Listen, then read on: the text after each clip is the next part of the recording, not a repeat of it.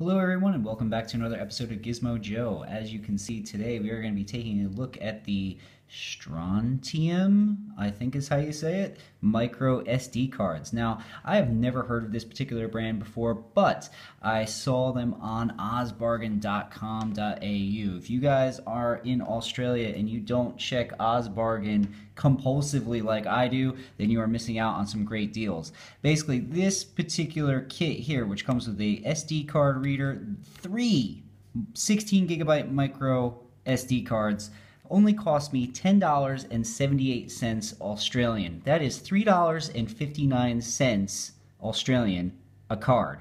Now, if you're in the US, that works out to be about $7.68 for the entire package, which works out to be about $2.56 per card. Now that to me is an insane deal. I don't really need micro SD cards, especially 16 gigabyte ones, but I was just shell-shocked by the crazy deal, and I couldn't let it go. I had to buy it. Anyway, these little micro SD cards are perfect for Raspberry Pis. So I wanted to test a whole bunch of images for my Raspberry Pis, and I said, you know what? 16 gigabytes, I can chuck an OS on here, test it, and even if I never plug it back into my Raspberry Pi, it's worth the $2 to $3 or whatever it was. So basically, I couldn't help myself. I ripped it open as soon as I got it, which you can see here. But basically, I'll just go over the packaging quick. As you can see, it says that you get up to 65 megabytes per second. I'm going to test that. I highly doubt that, but we'll see.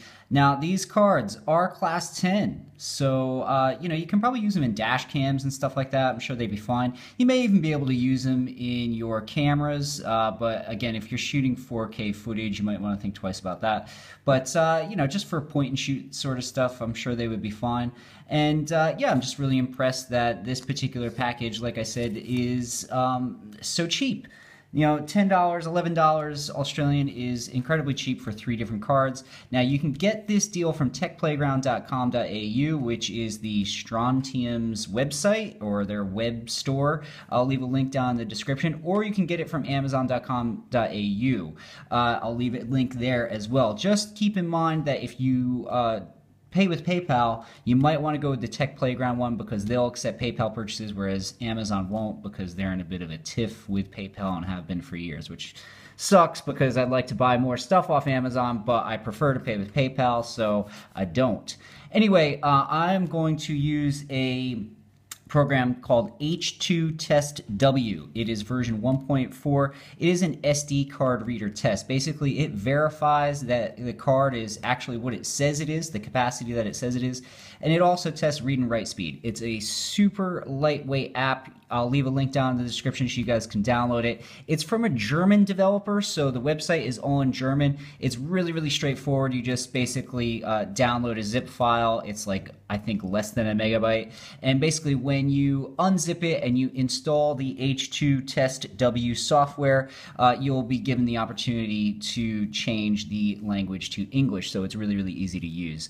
I personally find that the H2 Test W is a very reliable bit of software. I use it all the time to test my SD cards, and I think if you have a look online, you'll see that it is a very reputable little tool, so I can't recommend it enough. Anyway, let's have a look at the read-write speeds as well as the capacity test.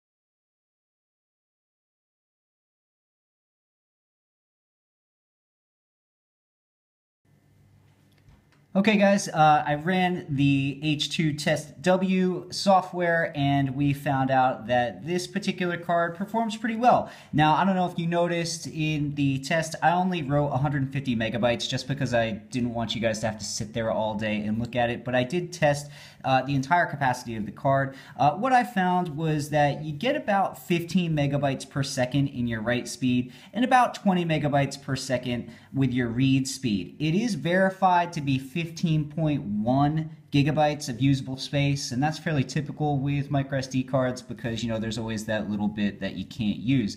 But anyway, I mean, it's not going to blow your mind in terms of how fast this particular card performs, but it should be fine for, you know, all your Raspberry Pi type stuff, you know, your RetroPie, Recall Box. I mean, these speeds are pretty good. Like I said before, dash cam, it should be fine. Point and shoot cameras. I mean, obviously, you're not going to be recording any 4K video footage, but these little cards, incredible value for the price. Does pretty well in the test.